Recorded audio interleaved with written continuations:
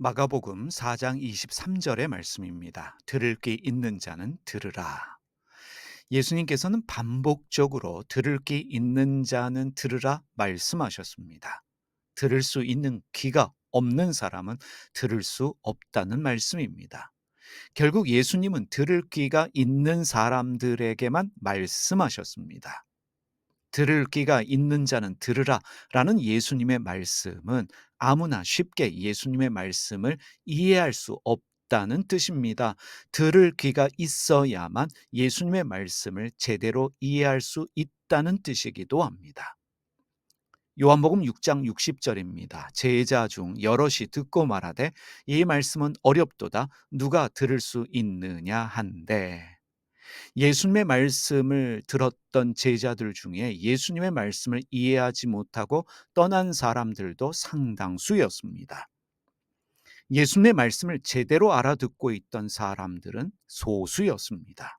그렇다면 예수님은 들을 귀가 있는 사람들에게만 말씀하신 것일까? 다시 말해, 어떤 사람들만 염두에 두시고 말씀하신 것일까? 예수님은 말씀을 어떤 사람들에게만 주시기 위해서, 다시 말해 사람을 차별하시면서 말씀하신 것은 아닐까 질문하게 됩니다. 모든 사람이 쉽게 예수님의 말씀을 이해할 수 없었다라고 하는 것은 예수님의 말씀하시는 방식에 혹시 문제가 있었던 것은 아닐까 우리가 생각하게 됩니다. 들을 귀가 있는 자는 들으십시오 라는 예수님의 말씀은 듣고 싶은 사람만 들으라 라는 말씀이 아닙니다. 예수님의 말씀을 듣고 깨닫기 위해서 우리에게 필요한 것은 들을 귀가 있어야 합니다. 들을 귀가 있어야 예수님의 말씀이 들리고 깨달을 수 있습니다. 바로 들을 귀는 듣는 자의 마음의 태도와 자세를 말하는 것입니다. 그렇다면 예수님 당시에 예수님의 말씀을 들을 수 있었던 귀를 가진 사람들은 누구였을까? 예수님의 말씀을 듣고 이해한 사람들은 당시의 지식인이라고 말할 수 있는 바리새인 사두개인들이 아니었습니다. 어부와 세리, 몸을 파는 여성들과 같은 소위 무지한 사람들, 무식한 사람들이었습니다. 죄인으로 여김받으며 차별을 받고 있던 사람들은 자신들의 무식함을 너무나 잘 알고 있었습니다. 그들은 아는 것이 없다라고 하는 것을 너무나 잘 알고 있었기 때문에 나서서 아는 척할 수 없었습니다. 잘난 척할 수도 없었던 사람들입니다. 나는 무지하다, 무식하다라고 하는 인식이 예수님의 말씀을 들을 수 있는 그들의 귀가 되었습니다. 아는 척하지 않고 잘난 척하지 않고 나의 무지함을 인식하고 깨달을 때 우리의 귀는 열리게 됩니다.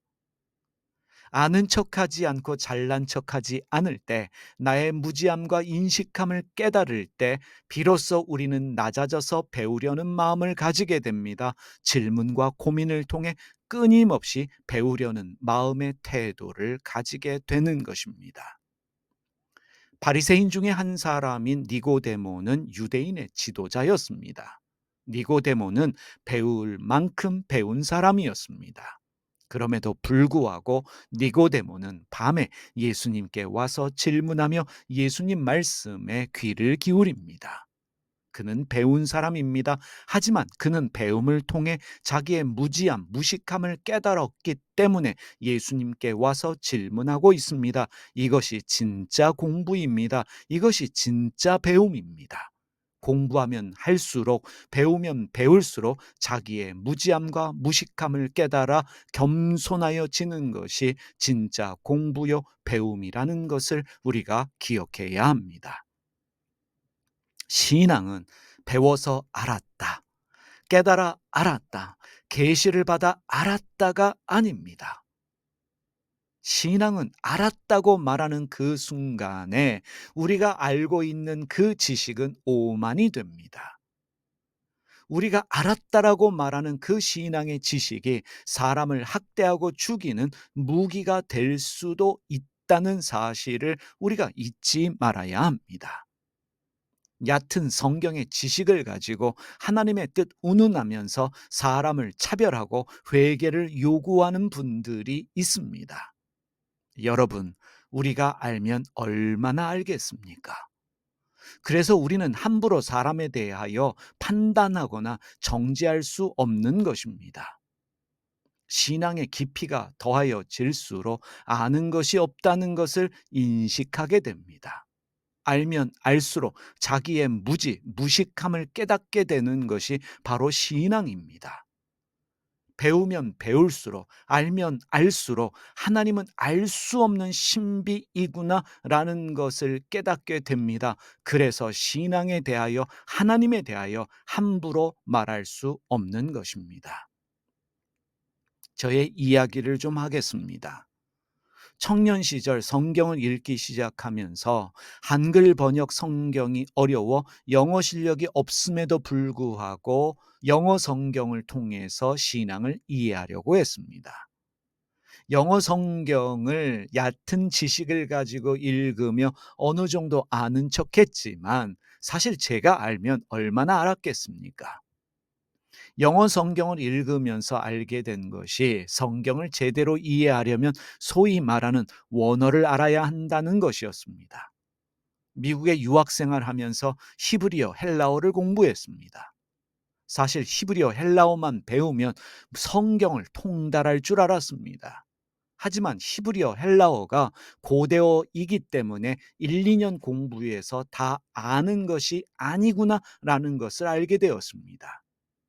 여전히 뜻을 알 수 없는 단어들, 문장들이 많이 있기 때문에 논쟁하고 있는 성경의 구절들도 여러 개가 있다는 것 알게 되었습니다. 제가 알고 있는 것이 전부가 아니고 극히 작은 지식의 일부분이라는 것을 공부하면 공부할수록 알게 되어집니다. 공부하면 할수록 갈 길이 멀고 배워야 할 것이 너무 많다는 사실입니다. 여기서 끝나지 않습니다. 예수님의 말씀을 제대로 이해하려면 예수님 당시에 예수님께서 사용하셨던 아람어도 알아야 합니다. 아람어뿐만 아니라 고대 근동의 언어였던 아카드어와 같은 언어를 배워야 그나마 성경을 좀 더 이해할 수 있다는 사실입니다. 공부하면 할수록, 새로운 것들을 배우면 배울수록 공부해야 할 것들이, 배워야 할 것들이 더 많이 생깁니다. 이상하게도 공부를 하면 할수록, 탁월한 분들의 강의를 들으면 들을수록 저의 무식함이 드러납니다. 탁월한 학자들의 강의와 책을 읽을 때 그들의 학문적 수준에 놀랄 수밖에 없습니다. 그들이 무지하고 무식한 저보다 더 탁월하다는 것을 알고 있기 때문에 귀를 열고 들을 수밖에 없습니다. 그분들에게서 배우고 공부하면서 저의 무지한 무식함을 더 깨닫게 되어지고, 그래서 설교도 했던 본문을 다시 공부하고 연구해서 할 수밖에 없는 것입니다. 그래서 저는 했던 설교를 반복하는 경향이 있습니다. 예수님께서 사람들에게 말씀하신 들을 수 있는 귀는 이런 것이 아닌가 감히 생각하게 됩니다. 아는 척, 잘난 척하는 사람, 나는 다 알고 있다라고 생각하는 사람과는 대화가 어렵습니다. 이단 사이비의 특징이기도 합니다. 그들은 다 알고 있다라고 말합니다. 계시를 통해서 다 알았다라고 말합니다. 그들은 배우려는 마음이 없습니다. 자신이 알고 있는 것이 전부이다, 진리이다라고 생각하기 때문에, 확신하기 때문에 들으려고 하지 않고 오히려 남을 가르치려고 합니다. 상대방을 무식한 사람으로 여깁니다. 예수님 말씀에 항상 시비를 걸었던 바리새인들을 비롯한 종교인들이 그러한 사람들이었습니다. 여러분, 우리가 알면 얼마나 알겠습니까? 우리는 무지합니다. 무식합니다. 그래서 항상 마음의 문을 열고 귀를 열고 배우려는 마음 가지고 배우는 자들이 되어야 합니다. 우리가 어찌 예수님의 말씀을 한 번 읽고 들어서 다 알 수 있겠습니까? 어느 분의 설교를 듣고 어느 분의 강의를 듣고 예수님의 말씀을 어찌 다 깨달아 알 수 있겠습니까? 알아도 알 수 없는 것이 신앙의 신비입니다.